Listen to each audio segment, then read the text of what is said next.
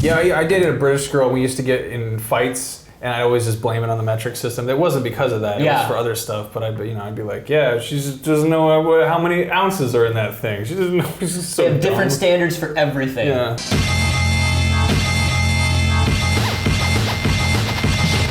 This is like your day coming up. Yeah, it's May 4th, the anniversary of the day that sounds like the beginning of May the Force be with you. But if you had a lisp, it would be perfect. It probably already sounds May the 4th be with you. Yes. I love how people think that that's the day that Star Wars came out. And it just it's not. This is a cool pun, you know? It was Memorial Day weekend. Yeah. I like that you're festively dressed, but you're not festively dressed. This has got to be the one day that you haven't worn a Star Wars shirt in like the last month. I bought a really ugly Boba Fett shirt on Amazon last night when I was drunk. I'm pretty proud of that, but it's not here yet. But yeah, I mean, Star Wars. We talked about Star Wars before. I'm always okay with talking about Star Wars some more. Since then, I played a little bit of Jedi Knight 2 Jedi Outcast, which was a good game. Sort of holds up. It holds up okay. That's the gray game in the Jedi Knight games. Am I correct? Yeah, I would say so. And the Jedi Academy is more the orange game. Yeah, Jedi Academy is the one where they're like, you can do whatever you want, you can have rainbows, the lights, you can be a Rhodian lady, or what, you can be whatever you want. It's all customizable.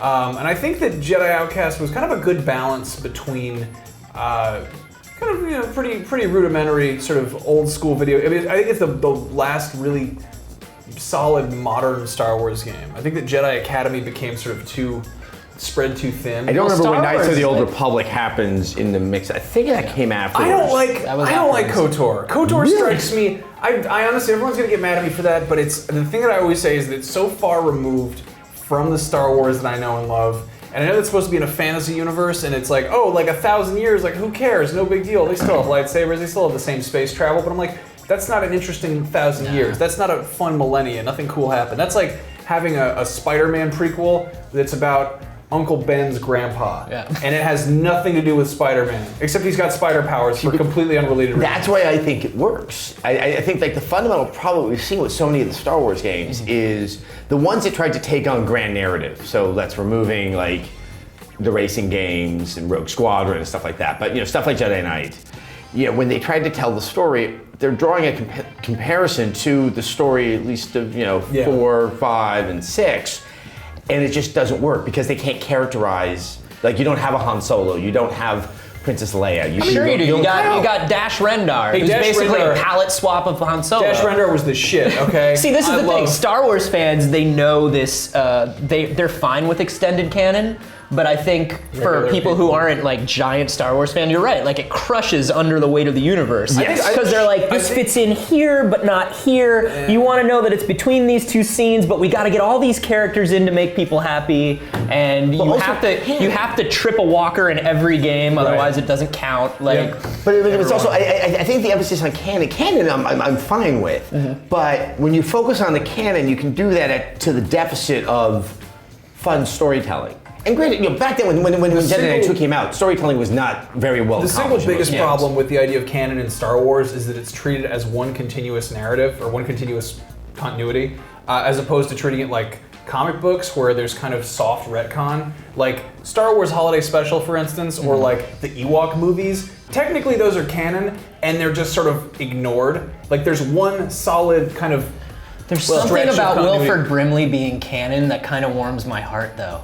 B. Arthur is a singing barmaid. I really like that. A cross-dressing Art Carney is very important. Compare that to like the Marvel universe, or compare that to the DC universe, where things are completely stupid, and there sort of are just. I mean, there's infinite Earths. There's different versions. Why can't there be like a golden age of Star Wars and then like a silver age and so forth? Yeah. And like, I think it's just the problem is trying to anal retentively organize everything. Shadows of the Empire, though, I think really works because it's such a simple concept. They're like, what happened between Empire and Jedi? Yeah. Like that, and then you're like, oh, I've seen both those movies. I want to know what happened there. And it's like, what happened? Well, there was an asteroid belt, and there was a IG-88 walking around like that a lot, and Boba Fett. That's what I'm saying, is like stuff like that does work better because it's narrow in its scope. It's not like, here's carte blanche, but it must work inside of the canon. Yeah. And I think KOTOR because I also think the gameplay was a lot of fun, but it was so far removed, but it did have the elements that you would want to see in a Star Wars game that it didn't get crushed under the weight of canon and trying to find relevance to the stuff that had been done so much better in the movies. Well, the ones that I like are the ones that you were talking about before, where it's like they simplify it and they stick to one or two of these concepts or cool things. Like the two most memorable ones in my head, the ones that I love the most, are the two arcade games.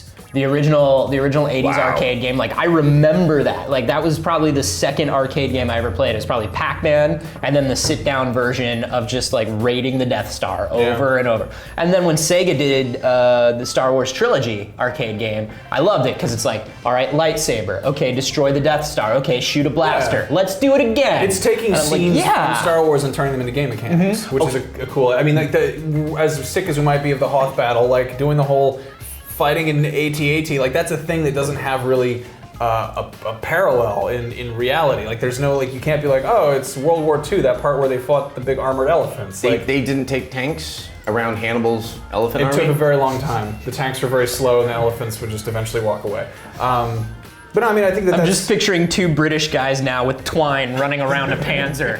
This is gonna work!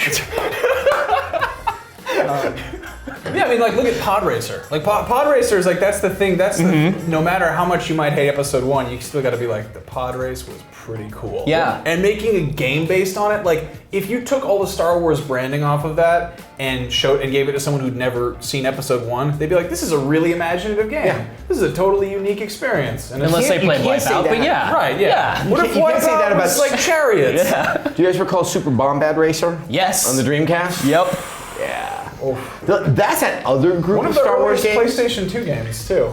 I remember it was on Dreamcast. It came out on PS2 later, and it was sort of like everyone's like, "Wow, this is a PS2 game." Because this is the other thing. It's a license. It's a lucrative license with recognizable characters to children. So it's got to fit. It's got to plug into all those things. There's got to be a kart racer because everything was a kart racer then. Yeah. And that's where you wind up with like some really bad Star Wars games.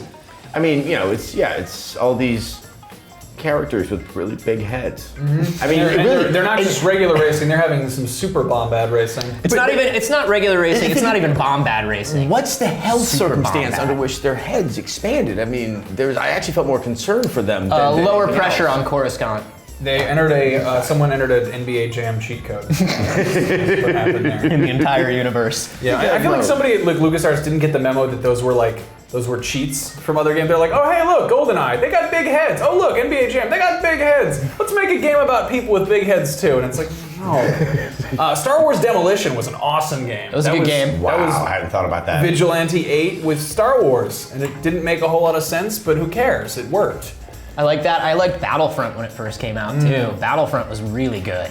I liked it in concept. I never thought that game fully executed on what it was supposed to be doing. I know Battlefront 3 is the thing that everyone wants. I think people should now start to wean their love for it away. Looks like circumstances with the Disney acquisition and the closing of LucasArts. I mean, yeah, they're probably going to license it out here and there, but to what you said, it's a very lucrative license.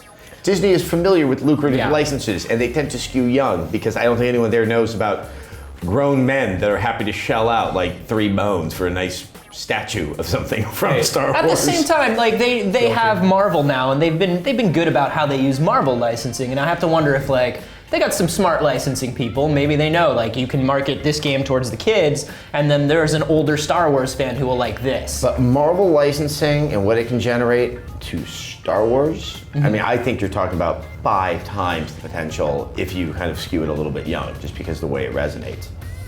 I mean, Spider-Man, there's a lot you can do with. I mean, Spider-Man pajamas seem to be the most de rigueur thing for 4-year-olds. But I think Star Wars is there's just so much there. I mean, we'll find out soon enough. Yeah, definitely.